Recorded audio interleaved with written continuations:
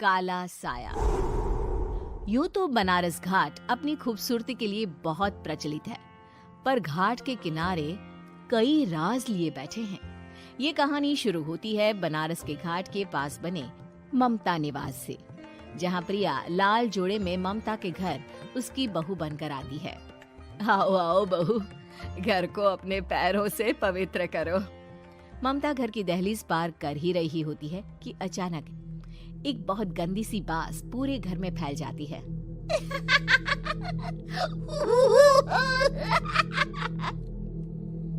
ये बदबू और ये आवाजें, ये कौन हंस रहा है माँ?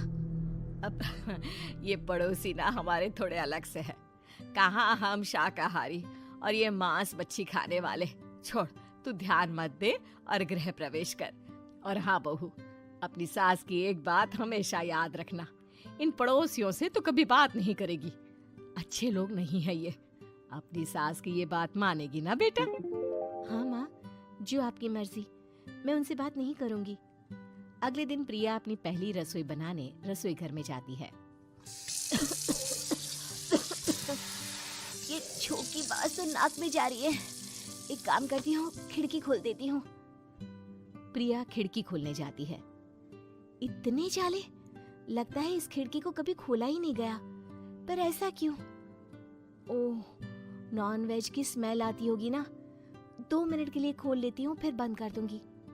प्रिया खिड़की खोलती है। खिड़की खोलते ही उसकी नजर सामने वाले घर की खिड़की पर पड़ती है, जहाँ एक लड़की खड़ी होती है। हाथों में मेहंदी, लाल रंग की साड़ी, बिल्कुल सजी धजी, मानो प्रिया की तरह ही वो भी नई नवेली बहू हो। वो प्रिया को देखकर मुस्कुराती है। हे भगवान, माँ ने तो इनसे बात करने को मना किया था। प्रिया फौरन ही खिड़की बंद कर देती है और तवे पर चढ़े रोटी की ओर देखने लगती है, पर वहाँ रोटी न होकर मछली पड़ी होती है। ये क्या? पहली ही रसोई में इतनी बड़ी गलती। हे भगवान, अब मैं क्या करूं? प्रिया बहुत डर जाती है और फौरन रसोई की सफाई करने और फिर सभी के लिए खाना बनाने लग जाती है। जब वो सबको खाना परोसती है, सब तो ठीक है, मैं बेकार में चिंता कर रही थी। हे भगवान, ऐसे ही बस अपनी कृपा बनाए रखना। रात के वक्त जब सब सो रहे होते हैं, तब प्रिया को पायल की आवाज सुनाई देती है, जिससे उसकी आंख खुल जाती है। ये पायल की आवाज कहाँ से आ रही है? प्रिया उठकर उस आवाज के पीछे छत की सीढ़ियों तक जाती है। तभी उसे बच्चे के रोने की आवाज आती है। प्रिया छत पर जाती है तो क्या देखती है? वही लाल साड़ी वाली लड़की अपनी गोद में एक नवजात बच्चे को घुमा घुमा कर सुला रही है। तभी प्रिया की नजर उसके पेट पर पड़ती है। ओह गॉड, ये तो प्रेग्नेंट भी है। सुनिए, बच्चा सो नहीं रहा है क्या? मैं कुछ मदद करूं? नहीं नहीं, आपके घर वालों को अच्छा नहीं लगेगा, मैं संभाल लूंगी। स्नेहा की गोद से बच्चा हाथ मारकर प्रिया की गोद में आने को छटपटाने लगता है। दोनों घर अगल बगल में बने होने के कारण प्रिया उस बच्चे को गोद में ले लेती है। प्रिया के पास आते ही वो सो जाता है। बच्चे का वो स्पर्श रात भर प्रिया भूल नहीं पाती और अगली सुबह वो छत पर कपड़े सुखा रही होती है। तभी उसे एक औरत इशारा करके बुलाती है। स्नेहा कह रही थी बाबू तुम्हारी गोद में आते ही सो गया। मैं गौरी, स्नेहा की माँ हूँ। बहू, घर आना, बाबू को खिला भी लेना। शाम को जब घर पर कोई नहीं रहता, बच्चे से मिलने के लिए प्रिया छिपकर अपनी पड़ोसन के घर चली जाती है और कुछ देर बच्चे को खिलाकर वापस लौट आती है। इसके कुछ दिन बाद ही प्रिया को पता चलता है कि वो माँ बनने वाली है। ममता की खुशी का ठिकाना नहीं रहता।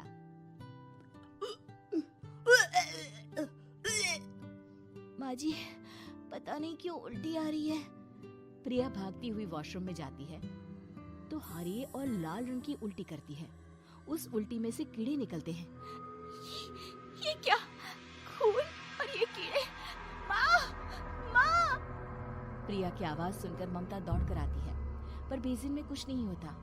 प्रिया हक्की बक्की रह जाती है। ये सब क्या हो रहा है? प्रिया घबरा जाती है और अपने कमरे में जाकर सो जाती है। डर के कारण वो इतनी थक जाती है कि उसकी आंख लग जाती है।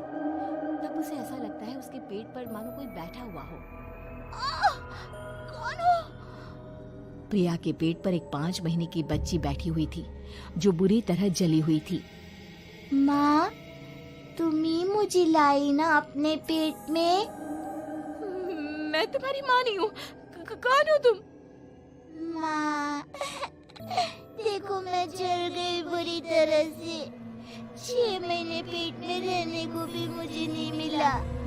सहला दो ना माँ। बचाओ, बचाओ, माँ। ममता दौड़कर कमरे में आती है। प्रिया की बातें सुनकर वो सब समझ जाती है।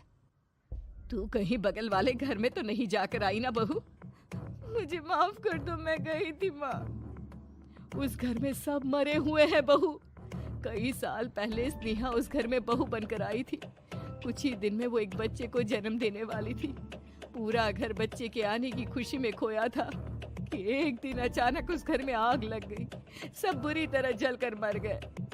गौरी आज भी दादी बनने का इंतजार कर रही है और इसीलिए स्नेहा ने अपना अजन्मा बच्चा तुम्हारी कोख में डाल दिया। ममता ये कह रही होती है कि पीछे से उसके पैरों को एक बच्चा पकड़ लेता है। दादी, दादी। माँ, स्नेहा की गोद में यही बच्चा था। ये बच्चा कौन है फिर? तेरी मौत है। तेरी भी दादी। जिस चीज का ममता को डर था वही हो गया। ममता निवास के ऊपर मौत ने चादर बिछा दी थी। प्रिया का पेट ऐसे बढ़ जाता है मानो 9 महीने का हो। 2 हाथ उसके पेट से बाहर निकलते हैं। बहू, संतोष को फोन कर, किसी पंडित जी को बुला बहू। प्रिया का पति भागता हुआ घर आता है। ये तो होना ही था माँ। तेरा पाप तेरे सामने आ गया तो तू सह नहीं पा रही है। स्नेहा घर में आग लगी नहीं थी, माँ ने लगाई थी, प्रॉपर्टी की लालच में। और वो बच्चा मेरी पहली पत्नी का बच्चा है, मेरा बेटा, जो कि उस आग की चपेट का शिकार हो गया था। मैंने तुमसे ये सब माँ के कहने पर छुपाया था। मुझे माफ कर दो प्रिया। तुम अगर चाहो तो यहाँ से जा सकती हो। मैं तुम्हें किसी भी बंधन में रखना नहीं चाहती। मेरी शादी हुई है आपसे, मैं आपको छोड़ नहीं सकती, पर उससे पहले हमें स्नेहा, उसकी माँ और बच्चे की आत्मा की शांति करवानी होगी। संतोष और ममता गौरी के घर जाते हैं। अंदर सब कुछ जला हुआ होता है। जमीन पर जली हुई लाशें बिखरी हुई थी। ममता रो रो कर अपने करने की माफी गौरी से मांगती है। प्रिया स्नेहा के घर वालों का अंतिम संस्कार करवा देती है और ममता निवास फिर से आत्माओं के साए से मुक्त हो जाता है।